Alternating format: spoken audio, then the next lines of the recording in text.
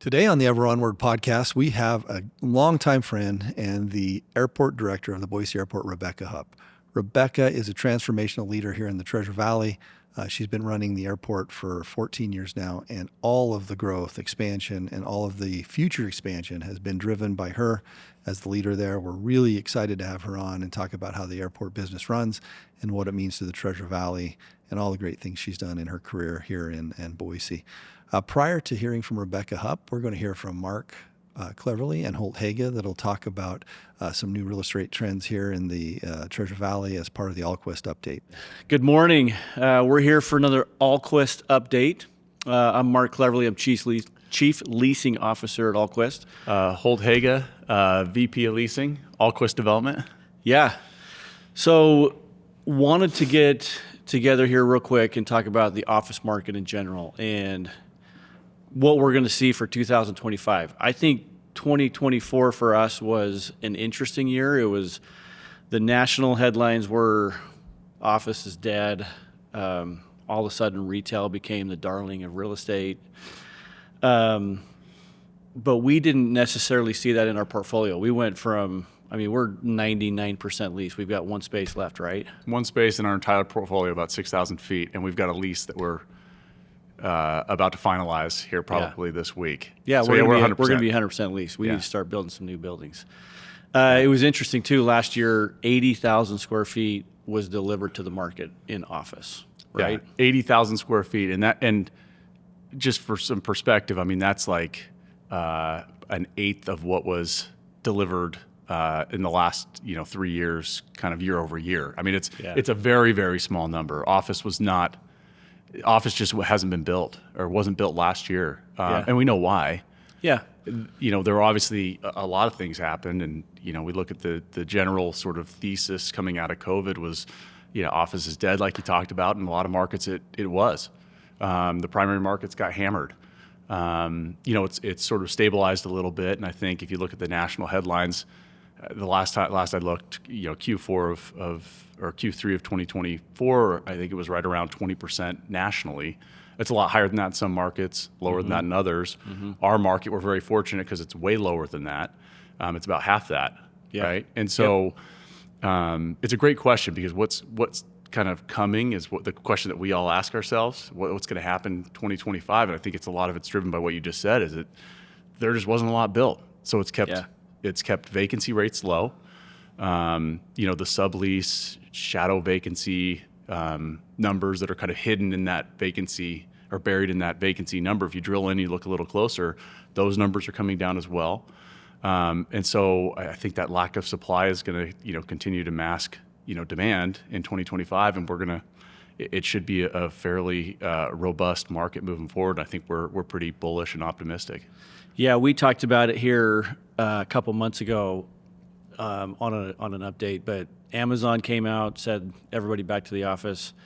President Trump just signed an executive order saying all governmental offices back to the office, back to work, no more work from home. So I think that trend is continuing with a lot of different groups and a lot of different companies, and then you're hearing economists say on the office side we've kind of bottomed out, and now you're going to see this next year it's going to start rising again. And I think the lending environment is one thing.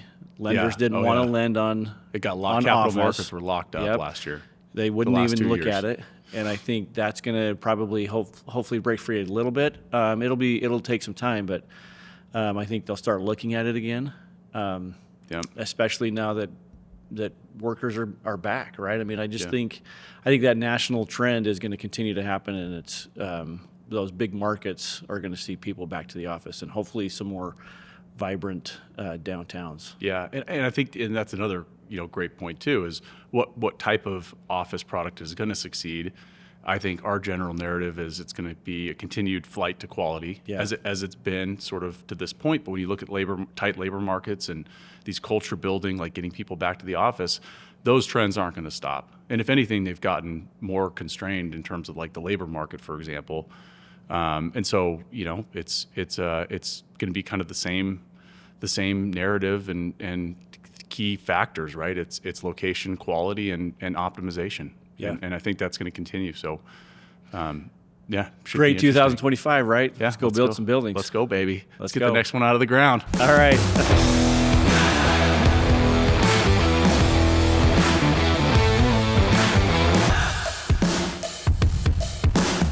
Rebecca, thanks so much for coming on.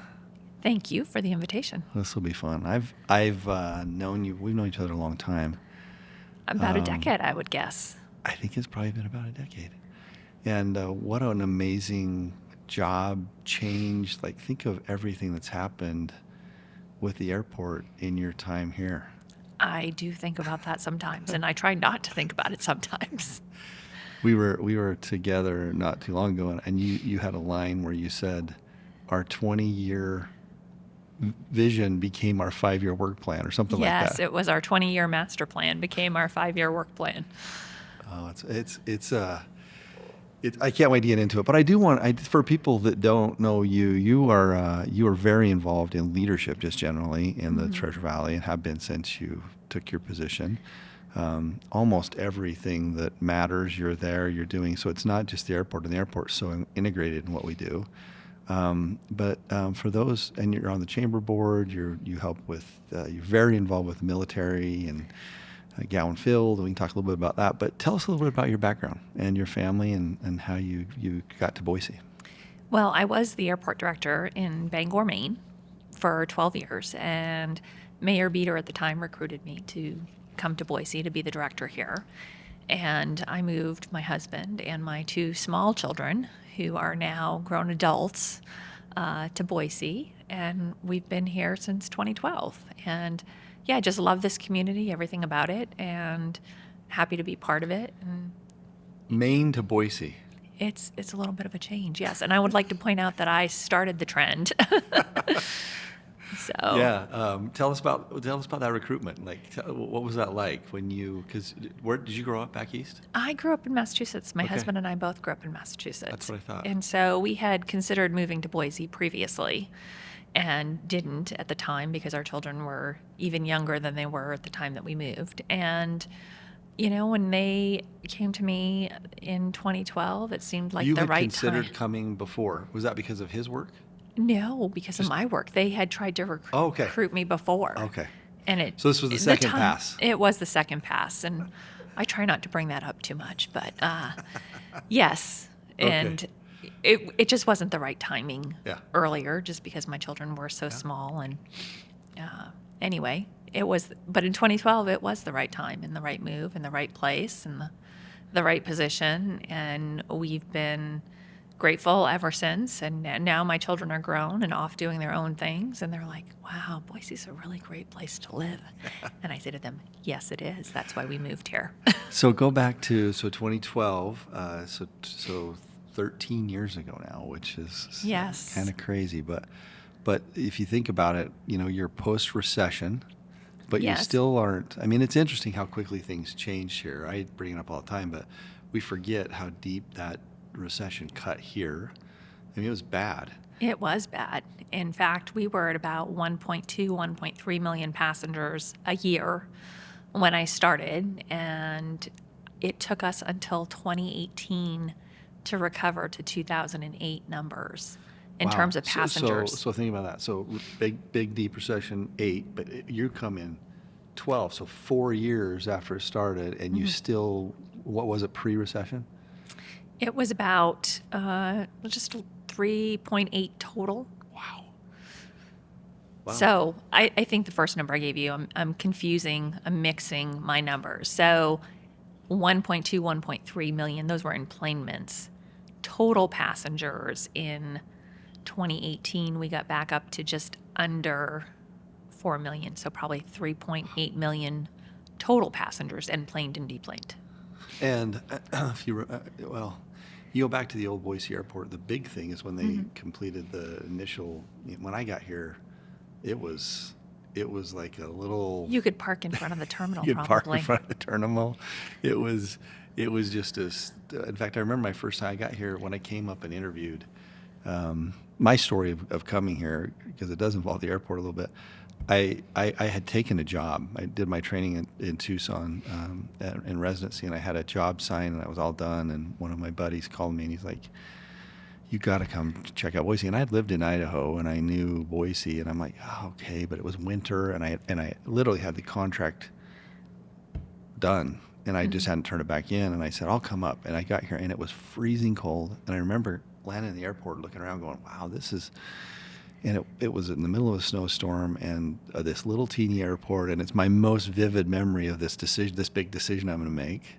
And anyway, 2 days later, I decided I'm coming here because of a lot of reasons. You made the right choice. But the airport changed tremendously, and where it's situated and how convenient it is, and all those sort of things. Talk about some of the improvements you've made and how those go. I'm going to ask you one other, because there's a couple of Rebecca Hupp quotes that live in.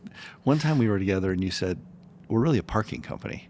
Oh, did I say that? Yeah, you're like, "We do airport stuff really, really well, but it's an independent business, right? That runs. It is an independent It's completely business. independent, and I don't think people realize that. So talk about the business of the airport a little bit. Sure. So the Boise Airport is actually owned and operated by the city of Boise, but we operate completely based on airport revenue. And in fact, our largest revenue generator is parking at the airport. And that's probably what Yeah. you're alluding to. And people don't realize that, but parking funds all of the stuff that we do in the terminal and enables us to provide services to our community.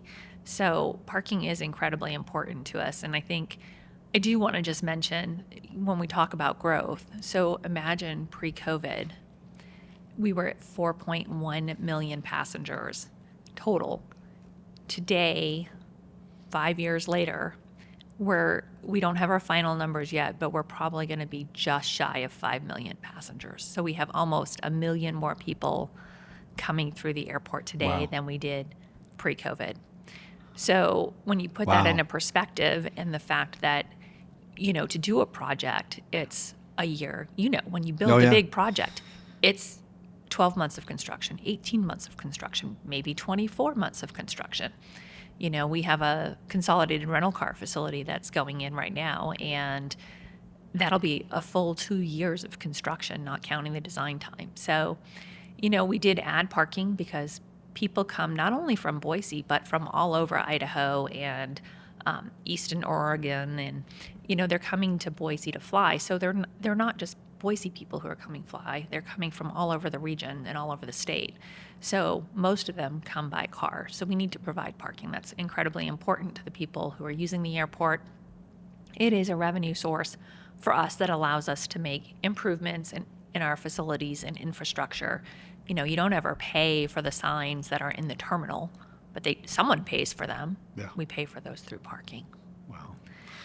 So gonna slow you down, because I really think it's the business of what you're talking about is fascinating. So it's a completely separate budget, Yes. owned by the city, but you run your own budget. You are essentially the CEO and run a business that is the airport business, that involves parking as your top line revenue, largest number, and then fees associated with the airlines and those sort of things. Talk us through kind of the revenue side of running an airport. Sure. So we are owned and operated by the city of Boise. The city council does approve our budget, and I do report to the mayor and the chief of staff. But when it comes to our budget, our top revenue is certainly parking. It's probably about a third of our revenue, followed by rental cars, which is about another 25%. And then the airlines, probably a little over 20% of our revenue, but they're probably third in line when you think about the fees that they pay for landing fees, renting space in the terminal. And when people ask me about the terminal, I explain to them it's kind of like being a mall. Everyone is our tenant. I often get asked, do you get free airline tickets? No, that would be a conflict of interest, sadly. So no free airline tickets for any of our airport employees. But, we operate as a landlord. Yeah. And so the airlines are our tenants. The rental cars are our tenants. The concessionaires are our tenants. We have some really exciting improvements coming up to our concession program, which I'd love to talk about. Yeah. And so those are some of the big revenue generators. We also have a fair amount of property around the airport. The airport has about 5,000 acres. A couple thousand of those are dedicated strictly to the aviation infrastructure, runways, taxiways, terminal, all the infrastructure that goes along with the airport. But we own a number of properties around the airport. And so industrial development is an area where we're diversifying our revenue. And we did an RFP several years ago for a developer. And so we've partnered with Mike Adler and the Adler Company to develop some of our properties for industrial property as well. And so That's great. Talk about, well, there's so many things. There literally are so many questions I have Yes. because I really am fascinated by this. So you did an expansion, which was a major expansion last time, where you had the new terminal, everything was new, and then there was this idea you went out and kind of amenitized it. Back in the day, I thought it was interesting. You brought in Bardenay and you brought in the other local groups and kind of did that. You're set for kind of a redo of a lot of things. So talk a little bit about what's happening there, on what people will see and kind of the concession side of it. yes. So when we redid the concessions last time, it was 2013. Wow. So back in 2013, again, we had 1.3 million enplanements. This year we'll have about almost 2.5 million enplanements, almost 5 million total passengers. So that's how many more people we have going through that facility, and we really haven't updated it substantially other than expanding the checkpoint. And so we're really excited. We have our concession contracts, which are 10 years. So an outside company comes in, invests capital into building out the facilities at the airport. So the Bardenay, the Einstein Bagels. And so we do a request for proposals, and we base our decisions on a number of factors. Revenue is certainly one of them. Investment in the facility is another one, but also creating a sense of place and making the Boise airport look like Boise. So when you land here or you depart from here, you know that you're in Boise. You're not a generic airport XYZ. And so we will have new concessions coming in, and Bardenay will stay, which I'm excited about. But I'm really excited to see Einstein's Bagels be replaced with Blue Sky Bagel, a local Boise favorite. And then we'll also have Waffle Me Up. I don't know if you've ever been to Yeah. their Oh, store yeah. over by the Capitol, but they do have a storefront Yeah. in downtown Boise. Amazing waffles. And breakfast is a big push at the Oh, yeah. airport because most of our flights leave early in the morning. So breakfast is incredibly important. And what space are they going into? Where Smash There's Burgers? there's going to be a new space right Oh. in the food court. There's artwork there. I don't know if Yeah. you've thought about it when you walk Yeah. through. There's that wooden artwork that has glass hanging from Yeah. the ceiling. That is going to be converted into Waffle Me Up and the Still. So we'll Oh. have both in that rotunda area there. Hey, you're getting some of my favorites. I know. This is great. So exciting. Smash Burger is going to become Wendy's. Okay. A little more price point friendly Okay. for people who are traveling with families, employees, and quick grab and go, really easy for Wendy's. And then where Einstein's is actually going to become a Starbucks. Oh, great. So we will have Starbucks. I think that was the question that we got asked the most most. often. When are we getting a Starbucks? So yes, we are getting a Starbucks. Blue Sky Bagel is going to go in where it used to be called Forever Heather. There used to be a women's Yeah, clothing store yeah, over there. yeah. So where Forever Heather was is going to be Blue Sky Bagels, Protein Kitchen, which they have in the Salt Lake Airport, Yep. and then Pizza Hut will be there. Oh, so a lot more offerings. So many more offerings. Yeah. And then down on B Concourse, where right Yeah. now it's River City, that will be Flying M. Okay. And then on the lower level in C, we're going to have Talaya Flights and Bites Okay. and Push and Pour. Oh, wow. So we'll have a bar and snack area as well as the coffee bar on C. And that's from Garden City? Yes. Oh, Yes. great longtime Boise, Idaho companies coming in. Yes. This is great. Yes. This is great. When is all this scheduled to happen? Our first phase is supposed to open early summer. And So they're starting. they're starting, yes. And we should be complete by the end of October of this year. There's a lot of work to be done That's exciting. and Those an are big aggressive changes. timeline, but we need it. Those are big changes. Well, you hit on it, but I do think it's worth maybe spending a little more time on it. I think It is the front porch to Idaho for a lot of people. It's where they come Absolutely. into. It's the capital city. It's all of those things. So and I think you've always done a great job of that, though, right? I mean, I think when you travel all around the country, it's just always so nice to come home and be here. And I mean, it's great. The airport really is a reflection of our community. When you think about the airport, and we are the front door to our community, it's the first place people see and it's the last place people see. And so we want to make sure that it creates a positive image of Boise. You know, we don't want people thinking that we're just potatoes Yeah. in Idaho. We have so many more things that we can offer. And, you know, whether it's our restrooms, which are incredibly clean Yeah. because we have great staff, our team takes great pride in maintaining our facilities and keeping them updated. We have great partnerships with the Transportation Security Administration. So when you go through Boise checkpoint, people are friendly. Yeah. And they're polite. And they're not everywhere. And they are not everywhere. Yes. And so It's we kind do of want almost, to. kind of almost shocking, isn't it? Yes. Because we're just used to it here, and then you go somewhere else, and you're like, this isn't. I mean, I don't want to bag on a couple other close jurisdictions, but it's just different.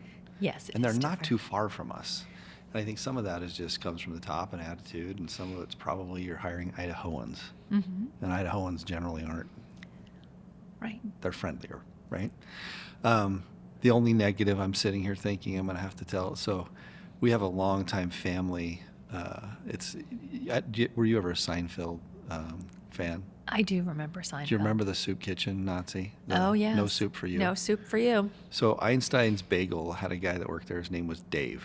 Oh, I know Dave. Yes. He's a little bit of a curmudgeon. So you would walk up and he'd say, act. And then he had a very serious way of taking your order. And he's Great very taste. loud. No, very loud. But And he so has to be. my kids loved it. So it was Yes. the highlight of us flying out is we knew we were not just going to Einstein's, but we were going to see Dave.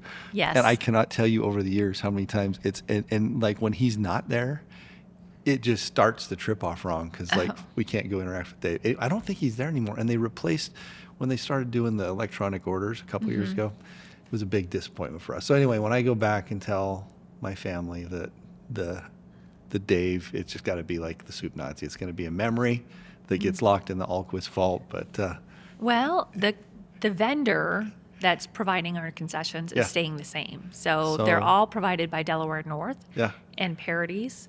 And so those will remain the same. So many of the employees will continue on even with the new concession program. And I always remember Dave because my son's name is David. And so, yes, I will That's pass funny. that along. that's funny.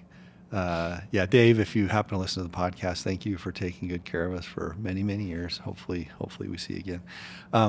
Talk a little bit about, can we talk parking a little bit more? Sure. Because there's a couple of things. I do think as you've grown, it's been pretty interesting to watch how efficient it is. So latest addition was the new parking facility and how it connects and everything's great.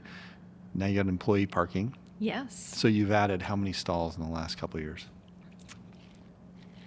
2,500. And it's Wow. almost not enough. Wow. Yes, yes. And the reason we're adding parking first, even though it is a revenue generator, that's not why we added it first. The reason we're adding parking first is because in order to do the terminal expansion, we have to relocate existing parking. So when you think about where the rental cars park Yeah. today, that's where the new concourse will be. Okay. And we can't build concourse A until we move those rental cars. So they'll go into some of the parking? So they will go into the new garage that's under construction. As Okay. you come in Airport Way, Yep. on the right, you see a new garage that's going in next to and adjacent to the employee garage. That is a rental car facility. And so you'll still be able to walk right out of the Boise Airport. Which is super convenient, right? And that was by design. No one wants to get on a shuttle bus and go to a. Oh my word! Pick up a rental car. We were in San Diego 2 weeks ago. By the way, thank you for that direct flight. We'll talk about direct flights here soon. Yes. But what a difference, man! I mean, when you got to go get on a bus and you go, and some places are way more convenient than others. Or you go to like even Spokane, you have to walk.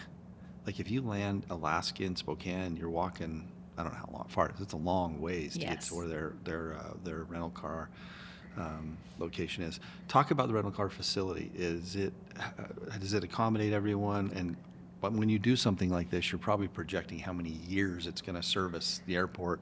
Talk a little bit about that facility, because I think there's a lot of people listening that probably do wonder. Yes. So, yes, it will accommodate everyone. And the rental car counters that are on the lower level, those will also be located in the garage. And so, if you imagine as you are a passenger, you will come down the escalator there, pick up your luggage, and then go to the rental car instead of getting your luggage and then coming back and backtracking to the counter and then going out to the lot. And so this will hopefully be more convenient. There will be a connected walkway that goes right to the garage, and it'll be 7 levels. The customer service facilities will be in the garage, and the ready return will be right there. So hopefully super convenient. We did Fantastic. issue bonds for that. It was, it's about $120 million project. So, and it'll take about 2 years to do. And is it under construction? It is under construction. I think we're at about the 3rd level of a Okay. 7-level facility. What's going to happen down where the current rental car desks are? That will be determined and is part of our next master plan. We're Okay. looking at some different options. One, thinking about how do we facilitate passenger flow and separate arriving and departing passengers. So is there a potential to have passengers arrive on that lower level through that area? Do we need more of that area for baggage makeup and baggage handling, more baggage piers? So that will be part of our master plan. We're kicking off our next master plan.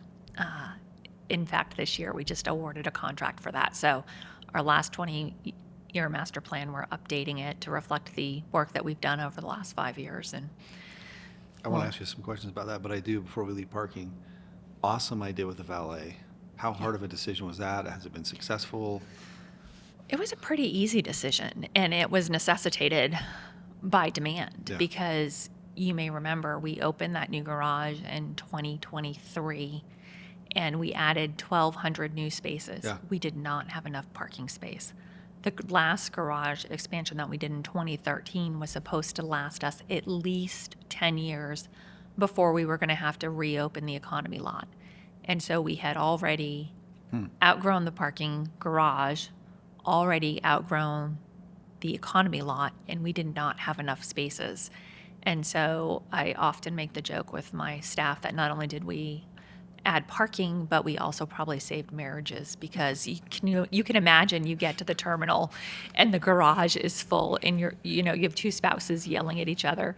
Well, I told you we should have gotten and here earlier. there was a time there was like this moment where there wasn't enough parking and you didn't have valet yet for us, that it was rough because you didn't know for sure, right? And then you would go park out there and it was, yes. Yes. I can You're welcome. I can tell you that I was one of those fights. Yeah, so that's a big deal. I'll tell you what, it's an incredible service. It's unbelievable now, and they're so great and nice and accommodating, and it's so efficient. It's And it's great. the same vendor who operates the garages downtown. Yeah.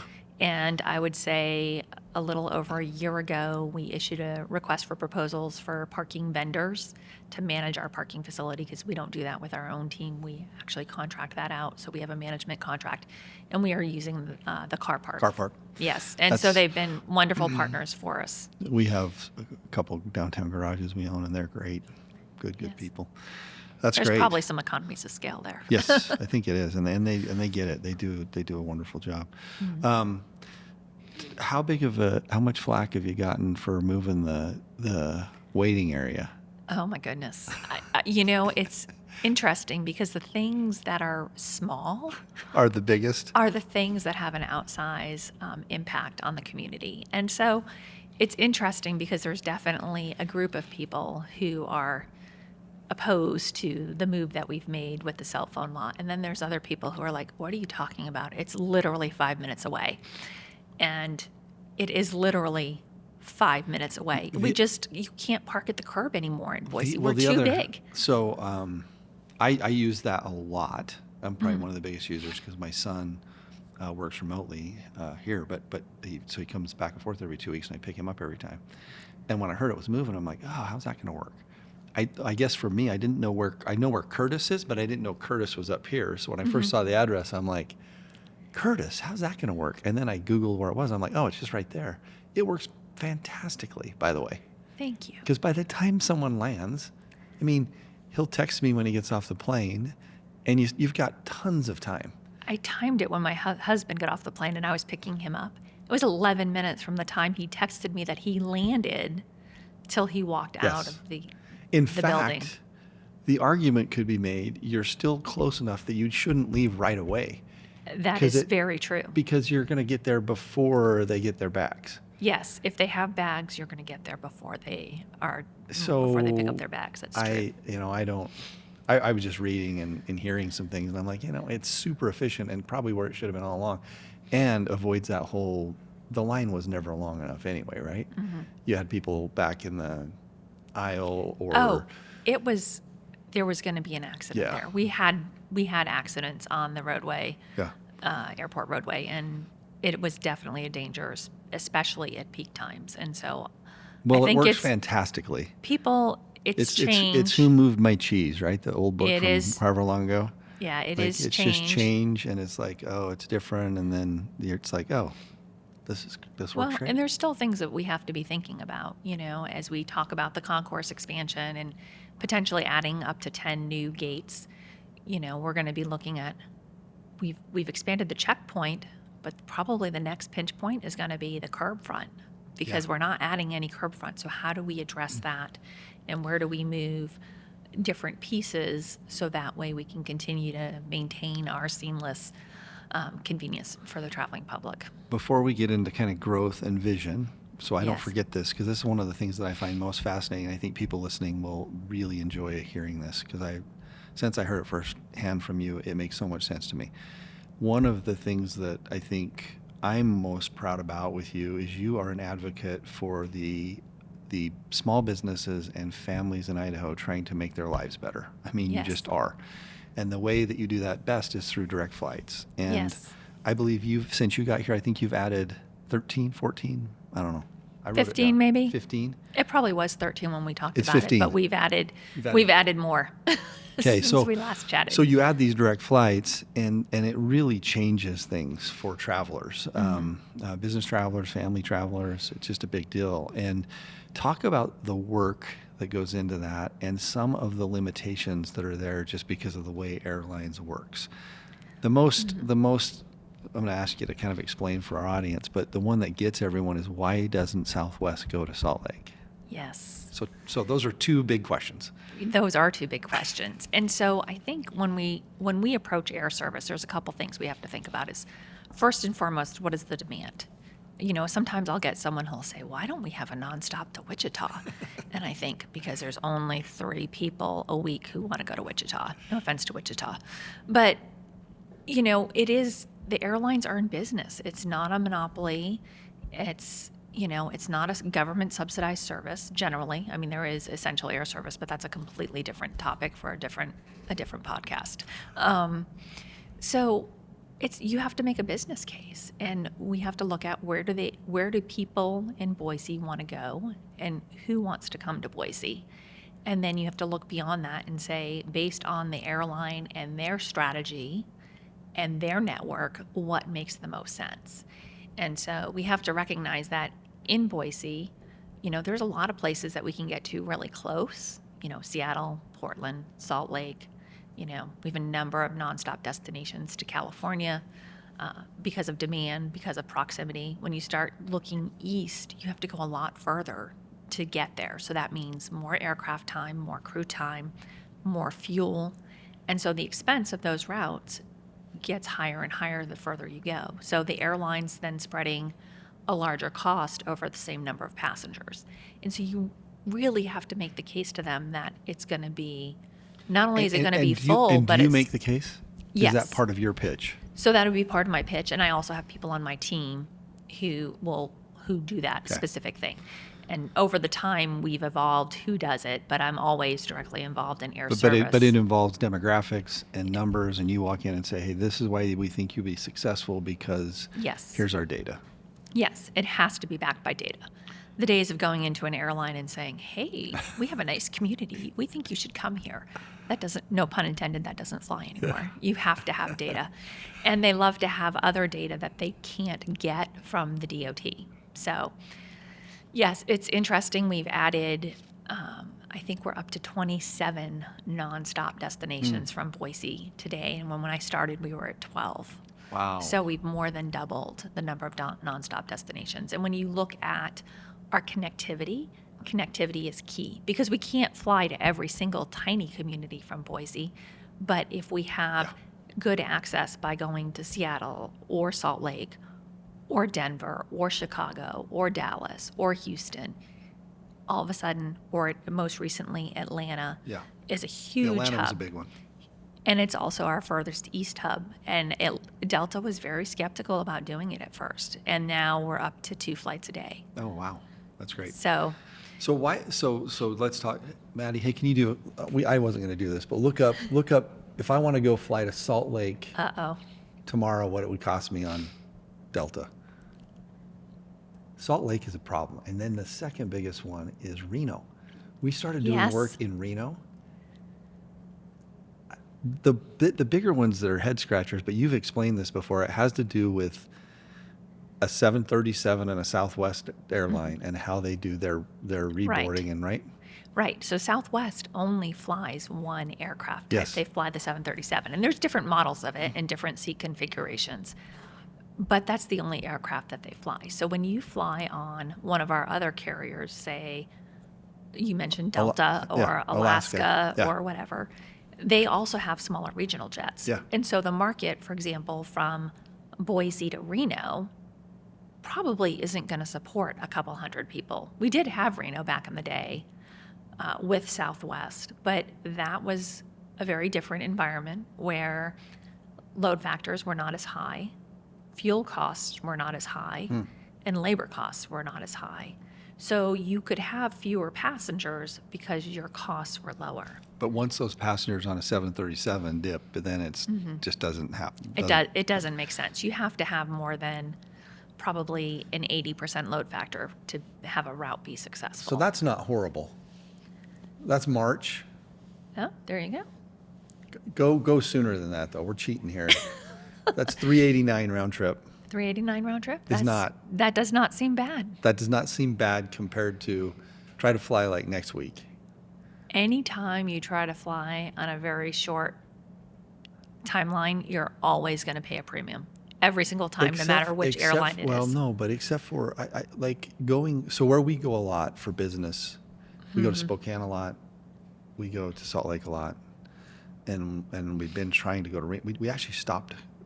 It's such a pain to fly to Reno. By the time I'll mention that to my airline. By the time you go, we drive, and then that's got its own deal, right? But all right, here you go. So what is it like? That's not bad. Hey, Rebecca, look. All right. We've had good news on the moving of the cell phone area. Now it's not horrible. But that is why they don't fly there, right? It has to do with you've got Delta kind of is the main Salt Lake direct and flight. Delta has a hub in Salt Lake, Yep. and so whenever you're flying to and from an airline's hub, I think your costs are always going to be higher. Yeah. I would note that several years ago, Alaska did have service to Yep. Salt Lake and added competition, and I think what happened is many people just continued to fly Delta, and so then they stopped doing. and so then. Spokane has remained very inexpensive. Why? Spokane is always great. Again, that's primarily an Alaska route, Yeah. back and forth. And I think Smaller planes. smaller planes, and Boise is a focus city for Alaska Airlines, and so they do tend to flow traffic between Spokane and Boise. And also Alaska's introduced some other nonstops from Boise, including Bozeman, Orlando, Sacramento, Orange County. Oh, there's a nonstop to Bozeman now. It's seasonal. It started December 19th. It's performing very, very well as the Orlando flight started in January, and that's continuing to perform very well. So I think for our listeners, what are some of the latest ones? 'Cause I didn't know Bozeman. That's Bozeman was the most recent one, and Orlando were the most recent ones. And then the other ones have primarily been additional frequencies on existing routes or larger aircraft. But, to your question about growing air service, one of the ways we grow air service is by the introduction of seasonal service that then the season well. gets longer and longer until it's year round, or In the case of Atlanta, we added one frequency. It performed really well. They added a second frequency. And that's how you grow air service. I mean, the days of bringing in a new airline are pretty slim. There's not that many airlines out there. We have, Will you touch on that for us? So right now, you have the big ones, and are they Yes. doing pretty well again? yes, they are doing very well in Boise. I think nationwide, I think we need to continue to monitor the airline industry because they are seeing tremendous increases in costs. One, they're having a challenge getting aircraft delivered. So aircraft delivery is limiting capacity, but also higher crew costs. If you remember during COVID, Yeah. a lot of airlines offered early retirement options. Many people took them. You can't just replace Yeah. a pilot, Yeah. the same way off the street that you might replace someone else. So there's kind of a lag time. So we've had an increase in crew costs, increase in fuel costs. So all of those things Add up. add up. So, But you have Delta, so we have Delta, United, we have Alaska. Alaska. Yep. Alaska, American, Delta, United, Southwest. Those are all of the main carriers. Those carriers together nationwide represent about 85% of the market share for domestic travel. Yeah. So when you think about who's left, there's not a lot of other players. So we also have Allegiant, we have Spirit, we have Avelo, and we have Sun Country seasonally operating from Boise. Okay. Great. Well, that's awesome. So Anything on that before we go so to we expansion? have 9 airlines. So 9 the airlines. days of bringing in another airline, Not gonna happen. there's pretty limited options. I mean, what's out there? We have JetBlue, Frontier, Breeze is a new low-cost carrier. That's maybe a potential, but opportunities are pretty limited for bringing in new carriers. And then as far as Idaho travel, Yes, Idaho Falls to Boise, we did have that service briefly. Again, with Alaska, it was not. Just didn't get It up. wasn't profitable. Yeah. It didn't break even. We do have service to Lewiston, and also to Moscow. yeah. My kids used to. Here's a scary airline story. So my son was a jazz guitarist, and they would go to the Lionel Hampton Music Festival up in the University of Idaho in the winter, and we had a really tight turnaround time, so we flew. And it was the scariest commercial airline flight we've ever been on. It was Alaska, but it was crazy. But we ended up making it and back. But yeah, that's the only time. And we landed in Lewiston, and then you stayed on the plane, and then you landed in Moscow. That's one thing worth noting. Several years ago in Boise, and you may have experienced this but not known what happened, but we upgraded our instrument landing system.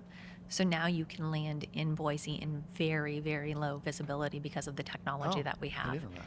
And so you probably remember back in the day flying into Boise, getting here, and having them say, visibility's not Oh, good yeah. enough, we're going to divert and go back to Salt Lake.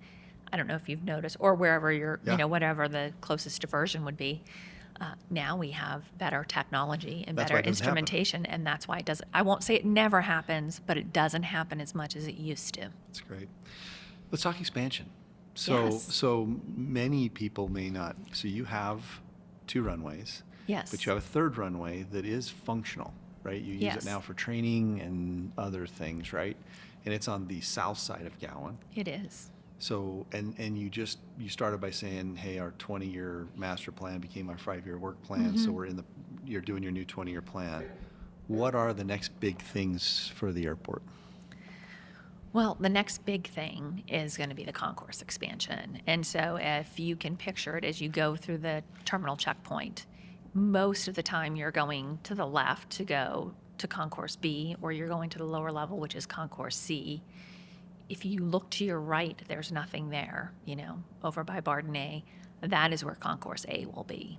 And so we're working on the design for up to 10 new aircraft parking positions. So we're going to start construction this spring on an aircraft parking apron, because that's going to be the first piece of that. We can't do all of the work again, as I mentioned, because we have rental cars there, and we also have construction going on there in that area for the new rental car garage. But that will be the next thing that we're working on, is the concourse. We have a number of airfield projects that we're doing that will enable commercial development for commercial hangars, corporate hangars that we're working on. We have a number of airfield projects, taxiway realignments, construction, runway overlays. The third runway that you mentioned is probably at least 10 years out. When we did our last master plan, it was what we considered to be beyond the planning horizon, so beyond 20 years. I think this time we'll see that it will be within the planning horizon, in part because of the growth that we're seeing, in part because of the runway configuration that we have. But that runway is completely separate from the rest of the airfield, meaning there's no taxiway. So you could land there, but you can't get back to the terminal. So to put it in perspective, when we looked at it probably in 2015, 2016, it was about $100 million to build the bridge over Gowan Road to get to that third runway. Every once in a while, I will hear someone say that you would like the runway to be longer. Is that true? The third runway is shorter than the other two, yes. But the other two are The other length they need to two, be. we can land just about any Okay. size aircraft. And the other one's the one. And then one other big question on your expansion. A lot of cities, it's got to be hard because when you start a city, you're probably not thinking 50 years ahead, right? Right. Or 100 years ahead. We've been pretty lucky compared to a lot of other places because you have had real thoughtful growth plans and you have a lot of property south of Gowan. In your 50-year timeline, is our location of our airport, this is where it's going to be, versus some of these other cities that have to just move locations because of growth? What does that look like in your mind? I think our city's done a phenomenal job of planning ahead and ensuring the proper zoning. We do have a very few number of homes that are within our, what we call our 65 day-night noise level, which is the decibel reading. And, we have probably a couple hundred homes that were built before we had the proper zoning in place. But for the most part, most of the homes are outside of what we would consider to be our impact area for noise. And even around, as you mentioned, around that third runway, we own substantial property to the south, and we've purchased property both east and west of the airport. So we're in great shape. We're in great shape. I don't envision us moving the Boise airport. We have so much investment in infrastructure into the airport. We have proper zoning around the airport. I think it's important that we continue to maintain that zoning and that we hold fast on, not allowing encroachment, which is very hard when you have a housing shortage in your community. But it is important that we maintain that zoning so that way we can continue to keep the airport where it is. I think that's one of the greatest things about Boise is you can literally be downtown in 10 minutes from the airport. Yeah, I mean, it's incredible. It's just, and I do think, you've said it, but let me say it again, I think there's been really good, thoughtful leadership for a long time that lands us in some of these positions we find ourselves in. And we probably don't stop and look back enough and say, wow, that was good job, that was great. Well, you've been an incredible leader. I know you're passionate. This time has gone by way, way too fast, but I know you're super passionate about the Treasure Valley, about Idaho, about what goes on here. I know you're involved in a lot of things. What does this place mean to you and your family? Well, it's interesting because I think I mentioned to you at the beginning of this that we didn't move when we first considered it, probably in 2008, 2009. And I thought, wow, I'm not sure about relocating, being from New England. But my family and I just love it here. This has been our home for the last 13 years. This is where we raised our children. And, we've had other family members who've moved to Boise because we moved to Boise and they came here and they were like, oh, Boise's a really nice place. I didn't know. So, Boise's a very special place. We love all the things that Boise offers, whether it's, skiing or hiking. I love the green belt, just being able to go out and walk my dog on the green belt and all the parks that we have to offer here in our community. It really is. Incredible place. It is a very special place. Well, Rebecca, but one amenity that makes this so great is the airport. And thank you.